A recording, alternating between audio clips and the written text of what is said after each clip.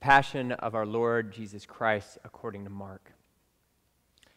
It was 2 days before the Passover and the festival of unleavened bread. The chief priests and the scribes were looking for a way to arrest Jesus by stealth and kill him. For they said, "Not during the festival, or there may be a riot among the people." Then Judas Iscariot, who was one of the 12, went to the chief priests in order to betray Jesus to them. When they heard it, they were greatly pleased and promised to give him money. So Judas began to look for an opportunity to betray Jesus. On the first day of unleavened bread, when the Passover lamb is sacrificed, at evening Jesus came with the 12. And when they had taken their places and were eating, Jesus said, "Truly I tell you, one of you will betray me, the one who is eating with me." They began to be distressed and to say to him, one after another, "Surely not I." Jesus said to them, "It is one of the 12, one who is dipping bread in the bowl with me. For the Son of Man goes as it is written of him, but woe to that one by whom the Son of Man is betrayed. It would have been better for that one not to have been born." While they were eating, Jesus took a loaf of bread, and after blessing it, he broke it, gave it to them, and said, "Take, this is my body." Then he took a cup, and after giving thanks, he gave it to them, and all of them drank from it. Jesus said to them, "This is the blood of my covenant, which is poured out for many. Truly I tell you, I will never again drink of the fruit of the vine until that day when I drink of it anew in the kingdom of heaven." When they had sung a hymn, they went out to the Mount of Olives. And Jesus said to them, "You will all become deserters, for it is written, "I will strike the shepherd, and the sheep will be scattered. But after I am raised up, I will go before you to Galilee." Peter said to him, "Even though all become deserters, I will not."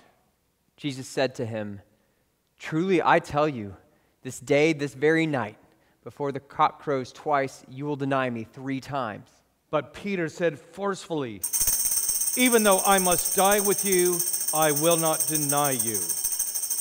And all of them said the same.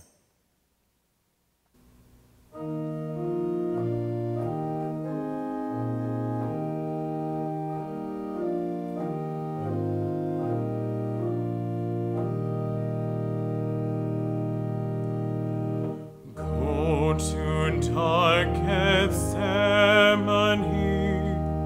all who feel the tempter's power. Your Redeemer's conflict see. Watch with him one bitter hour. Turn not from his griefs away. Learn of Jesus Christ to pray.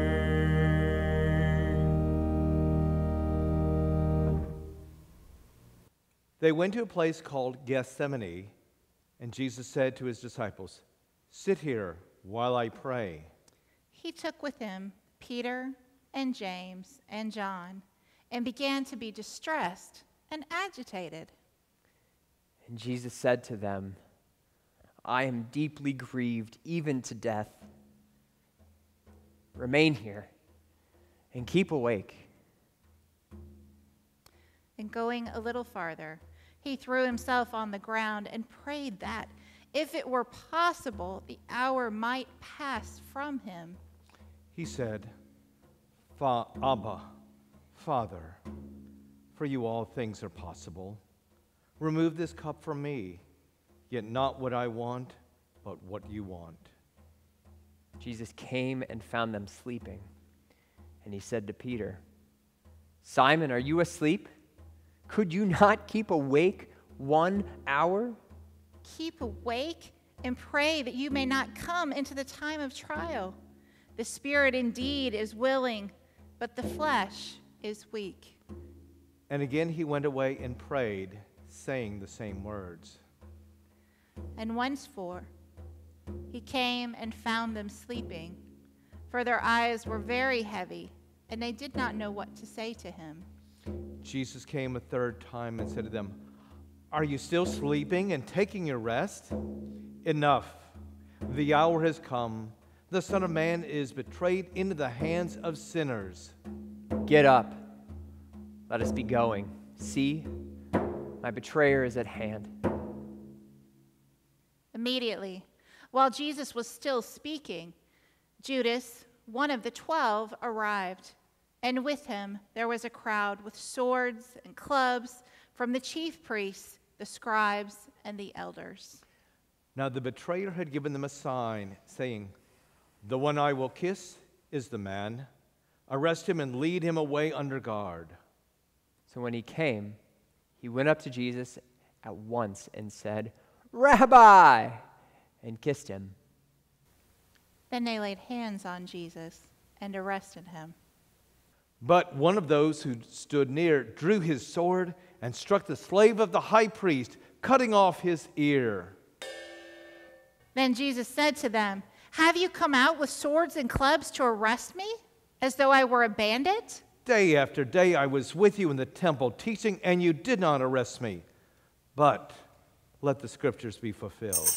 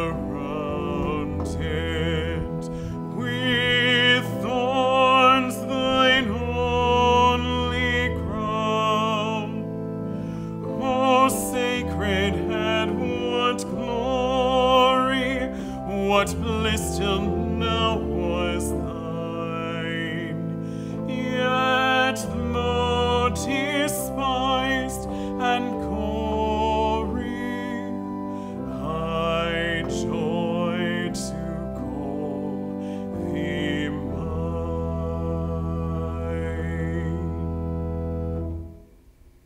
All of them deserted him and fled. A certain young man was following him, wearing nothing but a linen cloth. They caught hold of him, but he left the linen cloth and ran off naked. They took Jesus to the high priest, and all the chief priests, the elders, and the scribes were assembled. Peter had followed him at a distance, right into the courtyard of the high priest, and he was sitting with the guards, warming himself at the fire. Now the chief priests and the whole council were looking for testimony against Jesus to put him to death, but they found none. For many gave false testimony against him, and their testimony did not agree. Some stood up and gave false testimony against him, saying, "We heard him say, 'I will destroy this temple that is made with hands, and in 3 days I will build another, not made with hands.'" But even on this point, their testimony did not agree.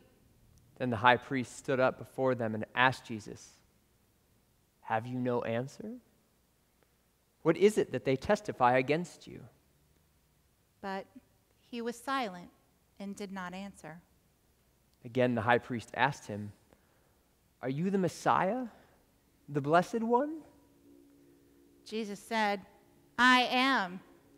And you will see the Son of Man seated at the right hand of the power and coming with the clouds of heaven."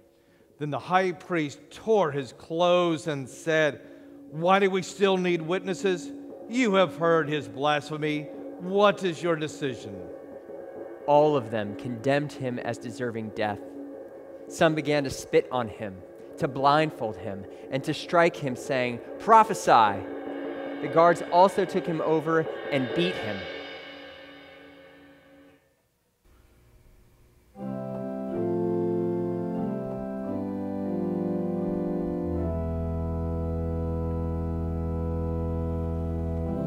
What language shall I borrow to thank thee, dearest friend, for this thy dying sorrow, thy pity without end? Oh, make me thine forever, and should I fainting be, Lord, let me never, never outlive my love to thee.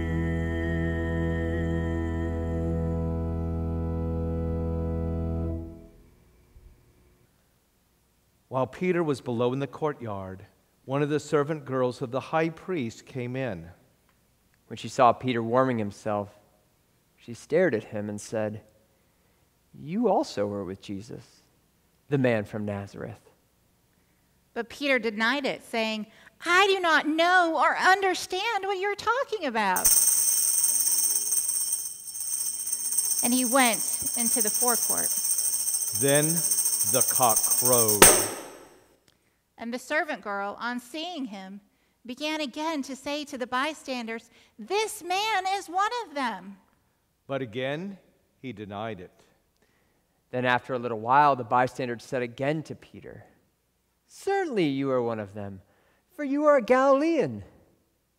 But he began to curse, and he swore an oath. I don't know this man they're talking about." At that moment, the cock crowed for the second time. Then Peter remembered that Jesus had said to him, "Before the cock crows twice, you will deny me 3 times." And he broke down and wept.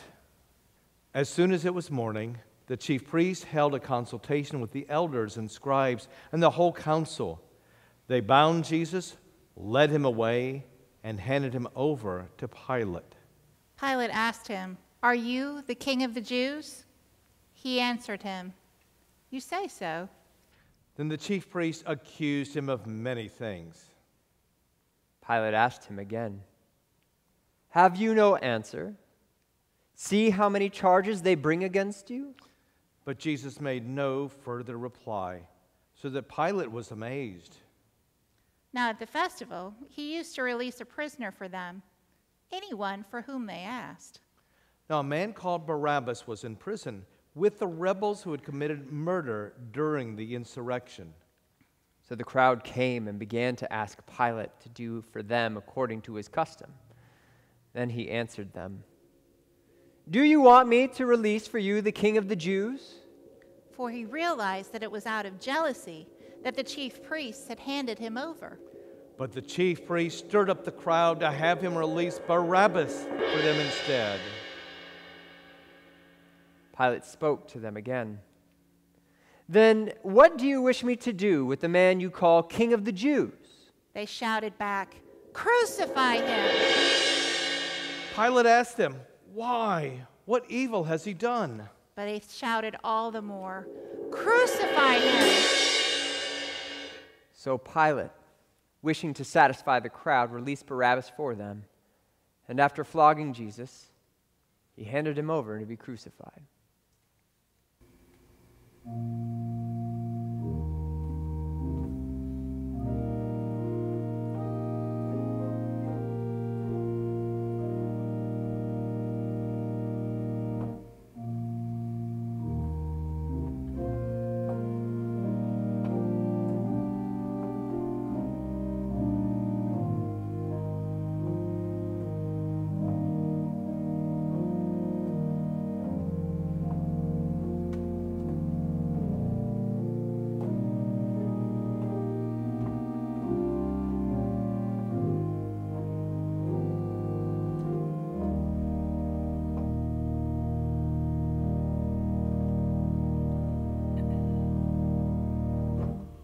Were you there when they crucified my Lord? Were you there when they crucified my Lord?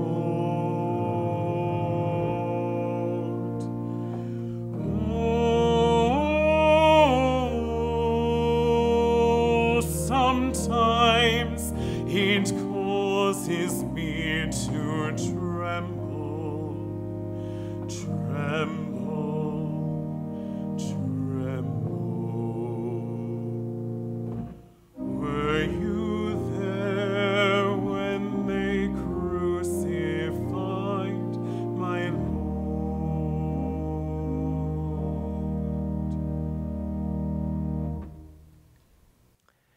Then the soldiers led him into the courtyard of the palace, that is the governor's headquarters, and they called together the whole cohort. And they clothed him in a purple cloak. And after twisting some thorns into a crown, they put it on him. And they began saluting him, "Hail, King of the Jews!" They struck his head with a reed, spat upon him, and knelt down in homage to him. After mocking him, they stripped him of the purple cloak and put his own clothes on him. Then they led him out to crucify him. They compelled a passerby who was coming in from the country to carry his cross. It was Simon of Cyrene, the father of Alexander and Rufus. Then they brought Jesus to the place called Golgotha, which means the place of a skull. And they offered him wine mixed with myrrh, but he did not take it. And they crucified him, divided his clothes among them, casting lots to decide what each should take. It was 9 o'clock in the morning when they crucified him. The inscription of the charge against him read, "King of the Jews." And with him they crucified 2 bandits, one on his right and one on his left. Those who passed by derided him, shaking their heads, saying, "Aha! You who would destroy the temple and build it in 3 days, save yourself, come down from the cross." In the same way, the chief priests, along with the scribes, were also mocking him among themselves and saying, "He saved others. He cannot save himself. Let the Messiah, the King of Israel, come down from the cross now, so that we may see and believe." Those who were crucified with him also taunted him.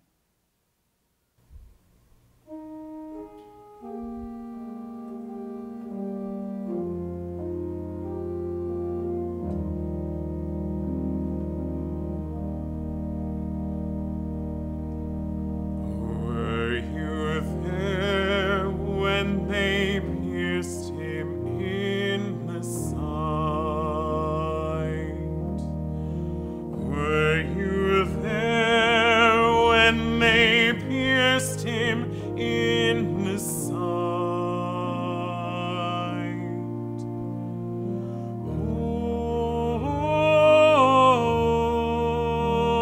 Oh, sometimes it causes me to tremble, tremble, tremble. Were you there when they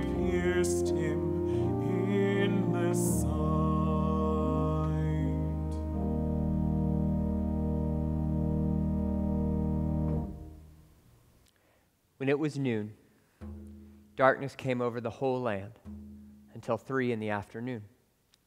At 3 o'clock, Jesus cried out with a loud voice, "Eloi, Eloi, lema sabachthani," which means, my God, why have you forsaken me?" When some of the bystanders heard it, they said, "Listen, he is calling for Elijah." And someone ran up, filled a sponge with sour wine, put it on a stick, and gave it to him to drink, saying, "Wait, let us see whether Elijah will come and take him down." Then Jesus gave a loud cry and breathed his last.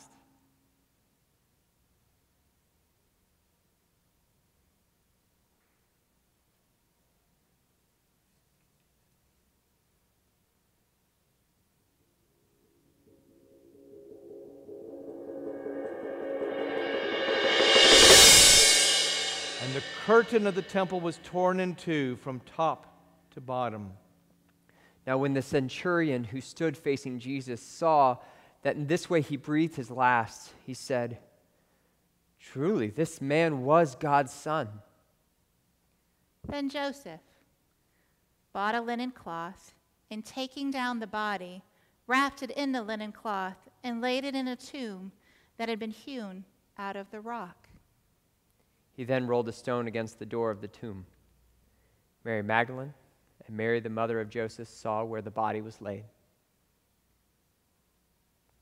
The Passion of our Lord Jesus Christ.